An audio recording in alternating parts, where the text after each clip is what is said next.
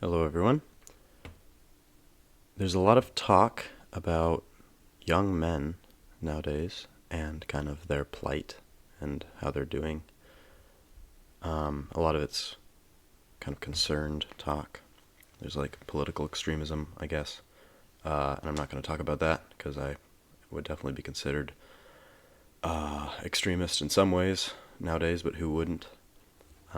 There's like the effects of like porn exposure and addiction over time. There's a general aimlessness among young guys, and then there's all the ways that they distract themselves, whether it's like weed or different drugs or video games, different things, the internet, ways that guys distract themselves. And this is all getting talked about a lot.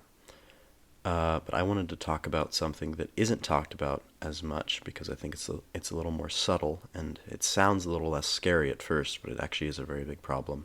And it's kind of the tragedy and the plight of Gen Z women, who I'm kind of thinking about as like 18 to 26-year-olds.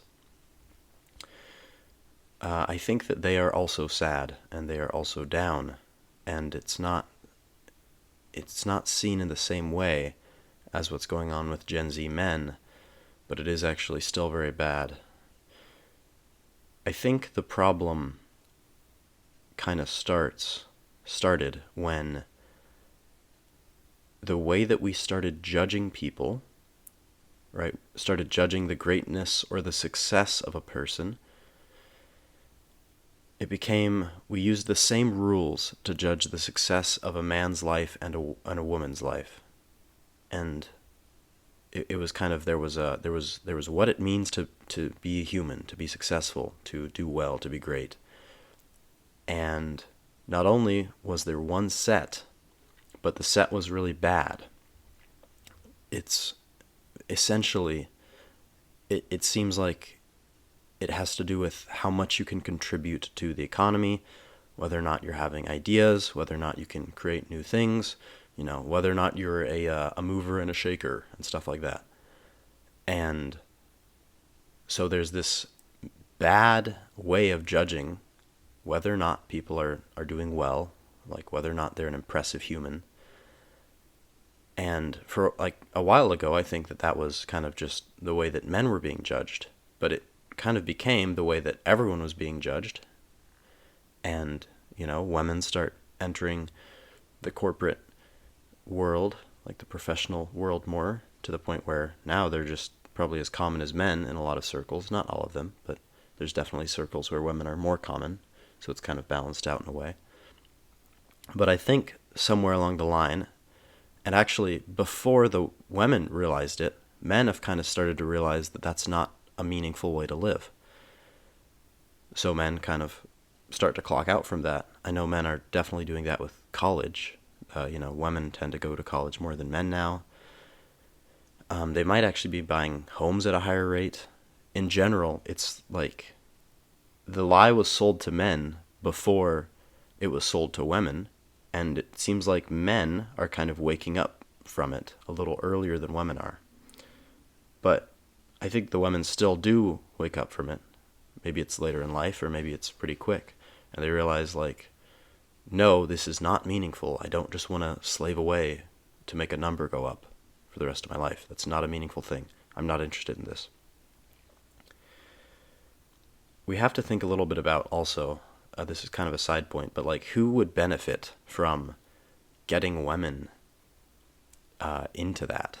Like getting, like the only people who could benefit from wanting women to like be paper pushers are like people who want more workers, which is like not really it's not like noble. So we have obviously a very individualistic culture.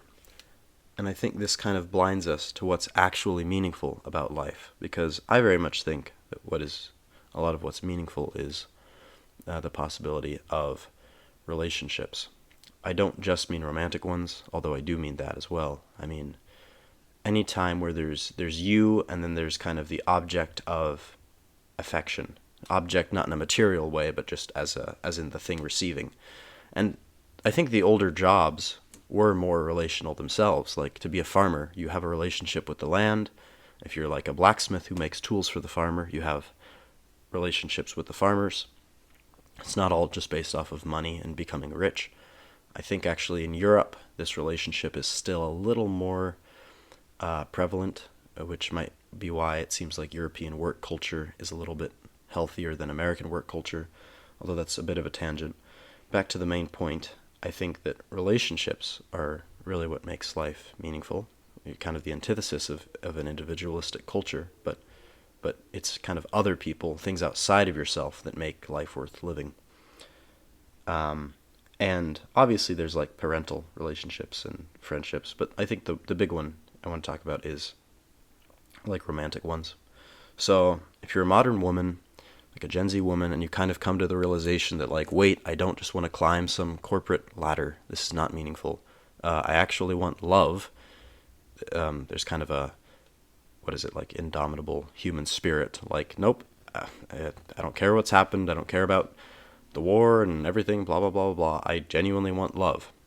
You kind of have that realization, then you start thinking, okay, well, like, what are my options? And then you start looking around at the guys. And this is why every time the guys, quote unquote, aren't doing well, the women kind of won't do well either. Because if the women are looking for love and they're looking for a guy to like fall in love with, the options are really bleak. You have like hedonists who any at least like self-aware, intelligent woman will not want to go for, guys who are just lost in pleasure. And that's been a lot of guys actually at different times. And then you have a lot of guys who are kind of trying to reform themselves from that. They're trying to get out of the hedonism. And that's respectable and that's what they should do. But they're not exactly the kind of guys you'd want to date because they're so, you know, in their effort to reform themselves, they've kind of become so intentional and like rigid about things, which is good in a way, but it's not really, it's not attractive, it's not romantic. It's like they have to be militant about everything to get their life back on track. But when they're at this phase in their own life, they're not going to be very interesting. You know, they're not someone you could dance with, basically.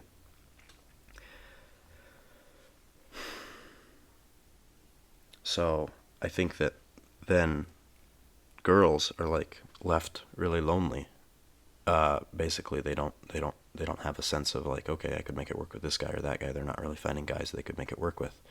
I kind of think that a decent number of feminists are probably just women who got hurt or either got hurt or never found a guy they really liked and started to approach it kind of as a system, like thinking there's a bad system. And this is not all feminists, but I certainly think that the opposite is kind of true. And I think a lot of men who don't like women, and I'm not saying that a feminist is a woman who doesn't like men. I understand that that's not what feminism technically is, but functionally it often goes that way. You really get the impression from a lot of feminists that under the skin, what is going on is just that they don't like men. Regardless, a lot of men, I think, who don't like women, it's similar. They never met a woman who they liked, or they kind of got hurt. And what's sad about this is when they got hurt, they probably just had a bad experience, or maybe they were kind of in a weird place. They themselves were kind of weird. Like, guys get rejected who should get rejected, and then turn around and start hating women when it's like, no, like she should have rejected you, and you should change.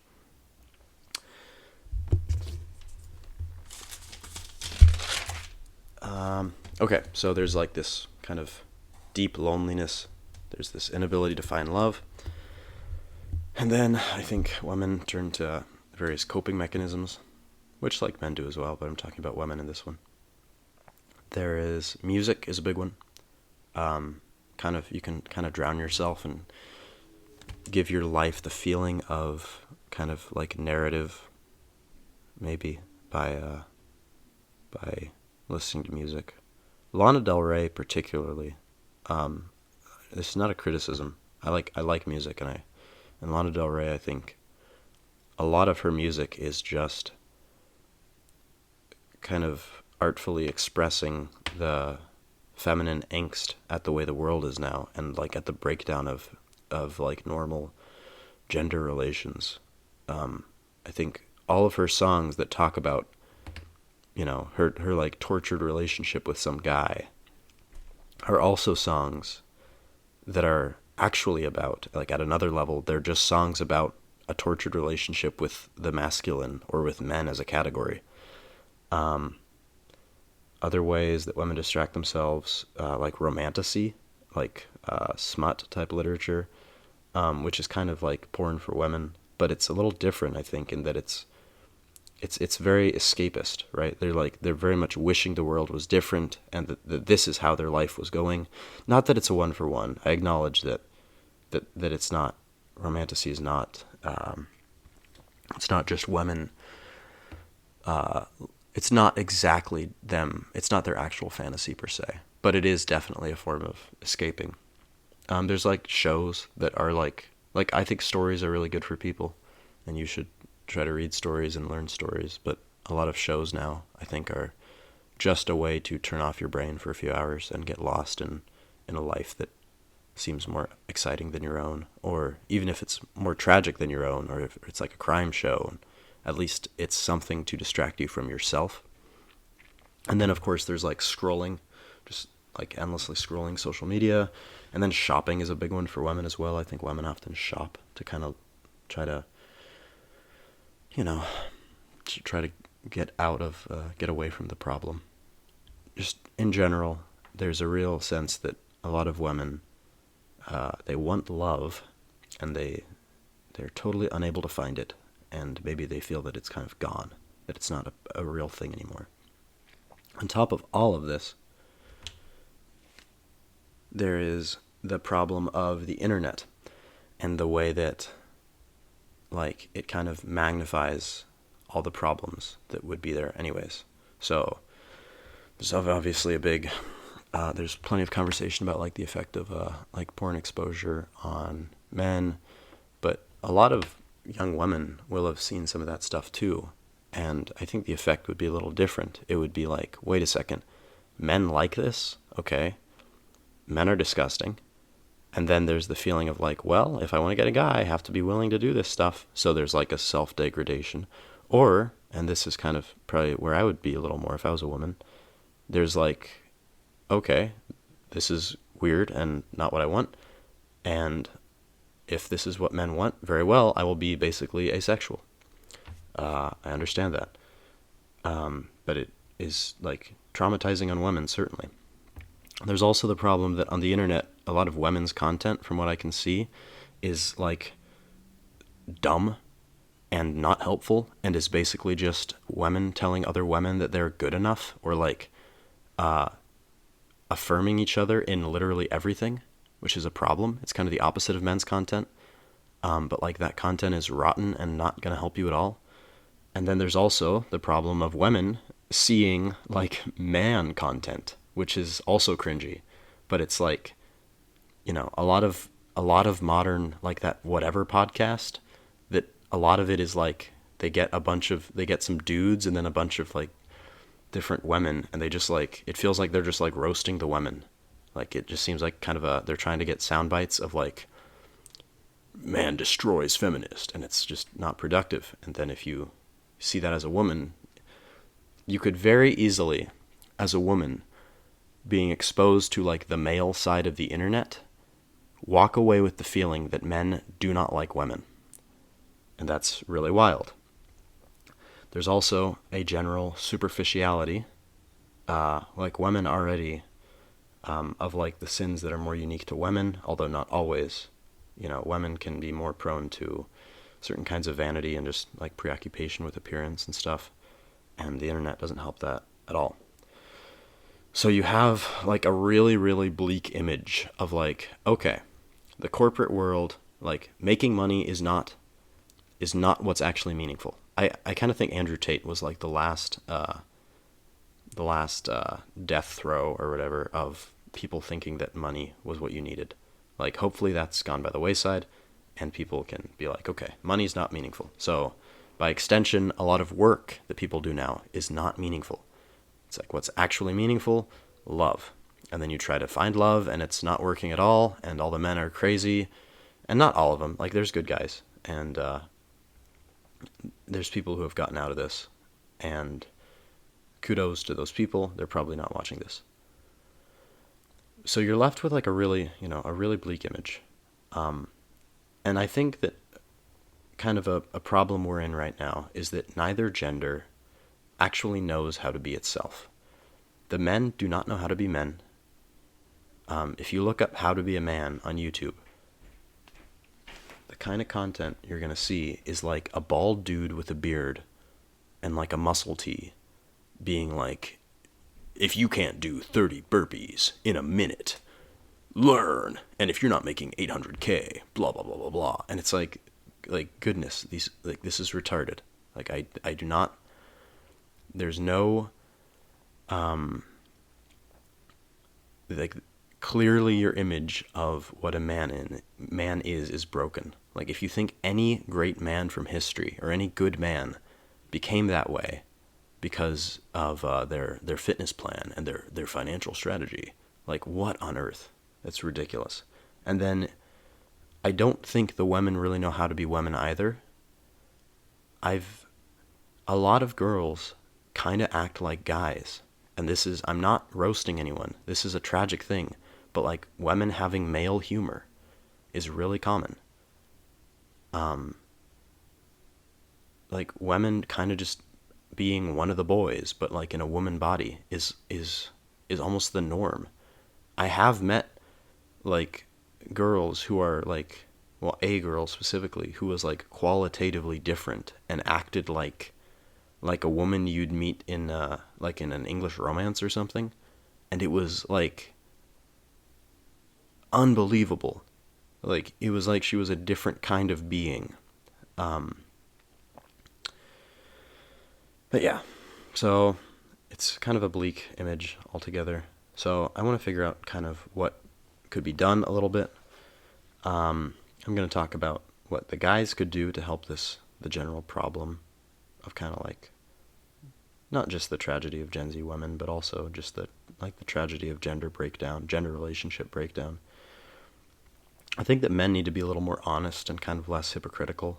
You'll hear a lot of guys who like probably either watch or used to watch porn, like making fun of women who like aren't virgins.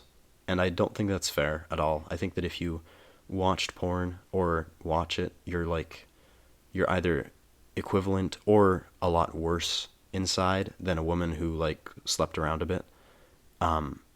Like, porn is actually a lot more abnormal and dark than just regular like promiscuity. So like, you have to be honest with yourself. If you're like, quit talking about, I'm gonna find a virgin trad wife. It's like, okay, if you're like if you're a guy who actually deserves that, very well, but be honest with yourself.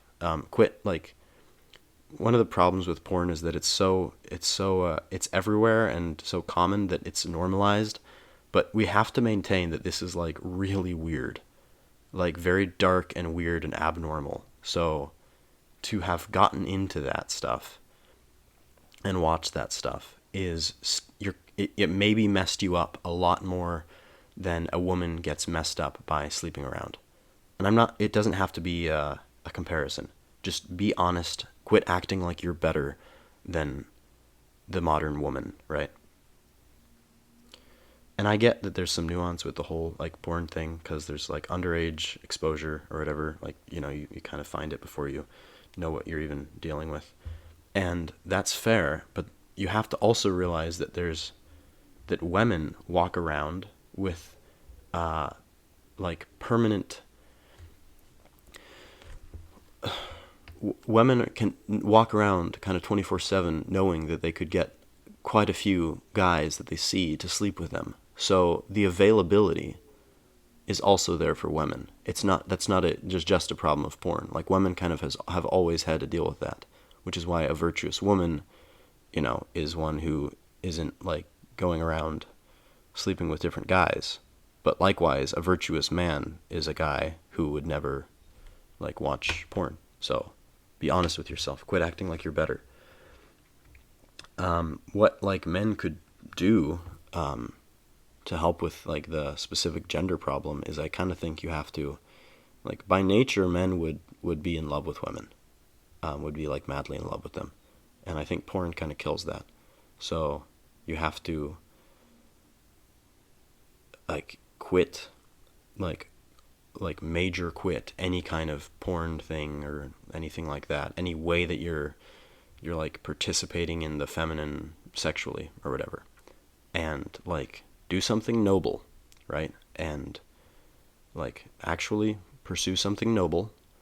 And if you do that, I think eventually you'll find that you're pretty obsessed with women again, as long as you're like a healthy person. And that is the much more normal dynamic is, oh no, the men, I think typically the way it's supposed to be is that like the men should actually kind of be really obsessed with women. And nowadays it feels like they are like often indifferent or they just downright don't like women, which is like wild and really bad, I think. So yeah, like men have to make it so that they would actually be able to fall in love with like real women again. And then regarding what women could do about this problem, I think that women have to start thinking about virtue a little more. Because, so, men might be more hated on nowadays, but I think women are more lied to. There's been more of an effort to lie to women. And, like, in general, the woman's side of things is much more prone to kind of just affirmation, endless affirmation of everything. And that really has to stop. Like women have to be more serious about like developing genuine virtue, right? Like sincerity and temperance and all those things. Um, you know, considering like consequences of actions, looking ahead. All of this does mean that for a while at least you're gonna have to be a nonconformist. Like if you're a woman and you're like, okay, the corporate stuff is not meaningful, but I can't find a man. So my life is basically like, I don't know, you have an apartment or you live with your folks or something, and you like go to your job and then you come home and you garden and you read books and work on your art or whatever, and then go to the gym or whatever. Like a lot of people are going to think you're wasting your life. And it's funny because they think you're wasting your life because you don't have like a corporate girl boss job, which is really messed up. But you have to get comfortable with nonconformity. And nonconformity actually has its own charm. So it's not like, you're not left empty. Like there is an appeal to nonconformity. And I think people have always known that. Regarding the problem of kind of how, like, you don't even know how to be a woman. And what I mean by that is like you're a woman, if you're a woman. But like, kind of like that hard to define, like, people talk about the divine feminine, and I think they're often talking about something dumb, but like it is a real thing, and I think it's like it's yeah, women who are heading that way become like angelic kind of, and it's really cool. Like women have the possibility. It's annoying that the vision that was sold to women is that they could be like basically a man, when it's like no, that won't work, and they'll hate it and they actually could be something way cooler, which is like a different kind of being. Like it sounds silly, but it's like an elf or something. Like women who are really like fully realized in their womanness. It's a crazy thing. And it's hard to find now. As in like it's hard to know how you would do that. So to women and to men, you have to read old books from a time when the world wasn't so messed up. Great Expectations really influenced me a lot. There's a character in there named Biddy who is like a really good example of like the right way to have self-worth, in that she's not like in your face like I'm strong, beautiful, and good enough, but she kind of just, you kind of get subtly that she knows that she's actually pretty great and like a really honest and like good woman. um the Odyssey, which, really old, it's a Greek work, um, is, Odysseus's wife, I think her name is Penelope, is like, first off, when people think the world used to be sexist, like, read the Odyssey. Like, it's not true. Like, the way that Penelope is talked about is that she's amazing. She's like such a good wife, such a good, like, incredible woman, and very virtuous and noble and like queenly and just different.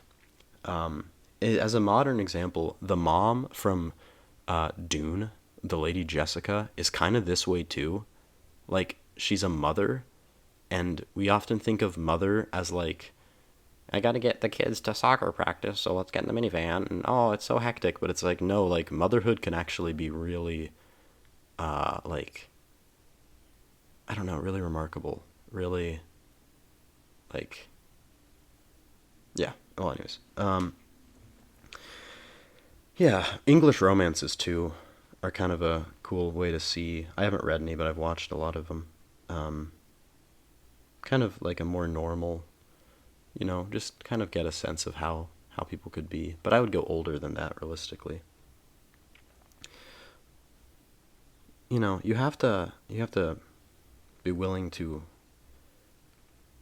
This is hard because this is like a decision that every person kind of has to make, I think, and you have to say, I'm going to be partial to the real thing, even if it seems way bleaker and worse than fantasy. So, like, I could just live my life listening to music and reading my romantasy and all that, and because, like, the men sure aren't it, so very well, I'll take the fake thing as long as it is pleasant.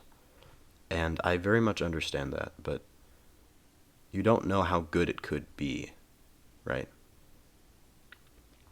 So, kind of to like wrap it up, um, this stuff should not have to be talked about, and I kind of hate talking about it. Like, the fun, like, sexy way for romance to happen is that you don't have to talk about things, and it's like a dance. It's nonverbal, right? Like, oh, he's just like all these ways, and we didn't have to talk about it at all. He just is that way, and then vice versa from the guy's perspective. And I get that, and that's beautiful. And if you fall in love that way, and there's no effort, and everything just falls into place, that's great. But I think, like, gender relations may have broken down enough at this point to where we kind of have to press pause on the game and figure out the rules before we can press play again and live in that kind of normal, intuitive way. So that's kind of what this is. Like, I acknowledge this is not, like, the way that men and women should figure out how to interact with each other is not to just sit around and talk about it. That's very abnormal. But I think we've lost enough of the good, healthy intuition about how this should go, and we lack practices that would, you know, not practices. We lack, like, convention or something that we kind of do have to just figure this out from, like, square one again. Okay. Kind of all this to say, um, like, well, not all this to say. The days are really dark. Like, it is really wild. It's a whack time in the world right now. I think anyone who says otherwise is lying. And what I don't like is that in the midst of all this weirdness, of, like, the weirdness of being a young person right now, like the insanity of being a Gen Zer and not really feeling like you know how to be a human, what I don't like is men and women not liking each other in all of this. It's like, if it's the end of the world, wouldn't it be better if, like, wouldn't it be more beautiful and poetic if at the end of the world, men and women still liked each other and kind of held each other in some kind of respect? So, you know, like, try to be the kind of man who a woman could understandably fall in love with, and try to be a woman who a good man could understandably get obsessed with. And amidst all of that, be really honest that the age is bad. Like, we're living in an insane time, and most people have a past at this point. So quit being uncharitable. Like, realize that you can maybe you can make something beautiful out of very broken things. Generally speaking, I think the idea is just you have to like learn to fall in love. Um, that would do a lot. Is if you could get so that you could genuinely fall in love with someone, which is a transformative thing to do, and I think is very good for your soul. And that is everything.